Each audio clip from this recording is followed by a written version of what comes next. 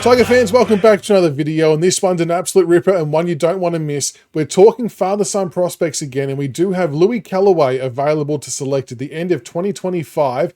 Lou Kellaway is the son of former Richmond Tiger great Duncan Kellaway. So Duncan played 180 games for the Tigers, 12 goals, a hard-nosed defender. I had his number on my back growing up, so he's a favourite player of mine.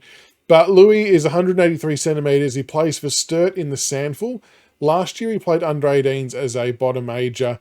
He played 12 games, kicked 2 goals, and he averaged 18.3 disposals at 65% efficiency.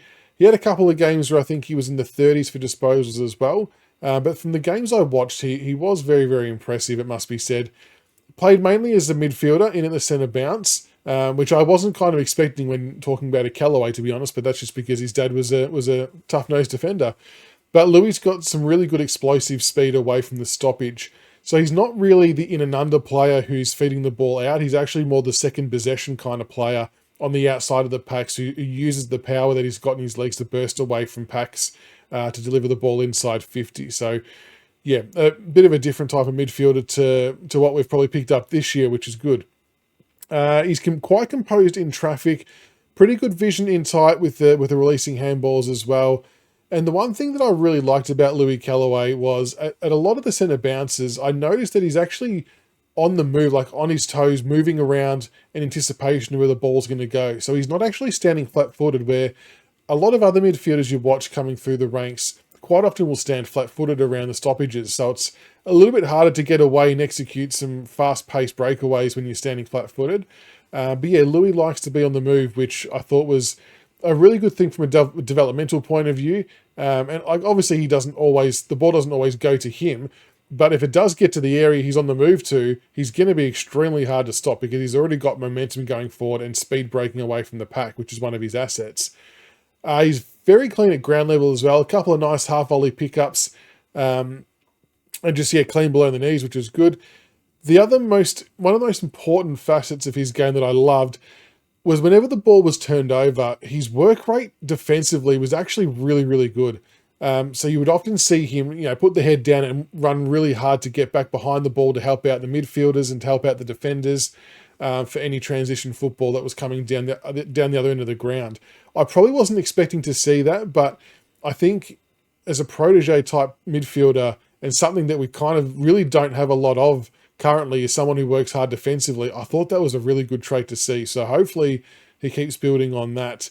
In terms of what I reckon he should keep building on, I'd love to see him take a few more strong marks. He's very good at getting out into space and being like an outlet kick from the back half of the ground.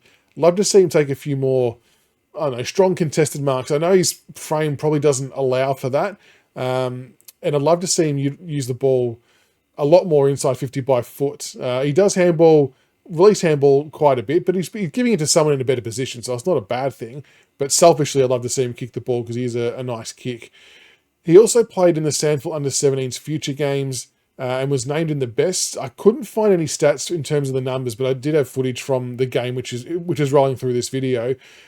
And my overall takeaway from Lou Kellaway, and now I'm not saying he's going to play exactly to this player's level because I know it's a massive, massive call, but I was getting Shane Edwards vibes is what I was getting. Sort of probably partly to do with his frame and build, as well as the way he runs and moves and his cleanliness and creativity in close.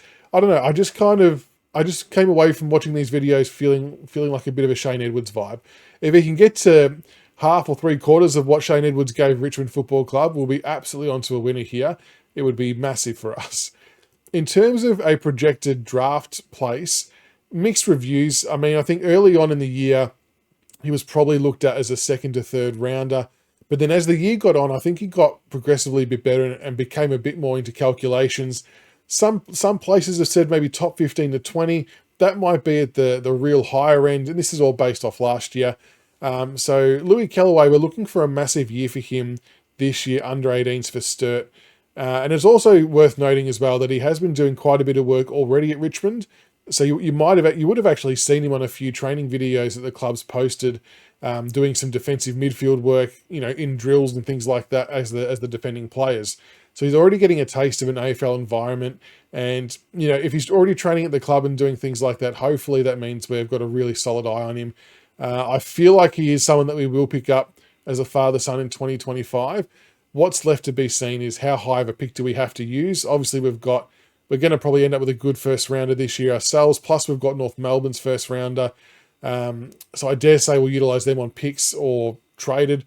So I'm not sure how all the points will work. I'm sure that's all going to change. But yeah, there you go. Lou Kellaway, enjoy the highlights, folks. It was a pleasure bringing them to you. I'm just glad that we're all able to see what he's like.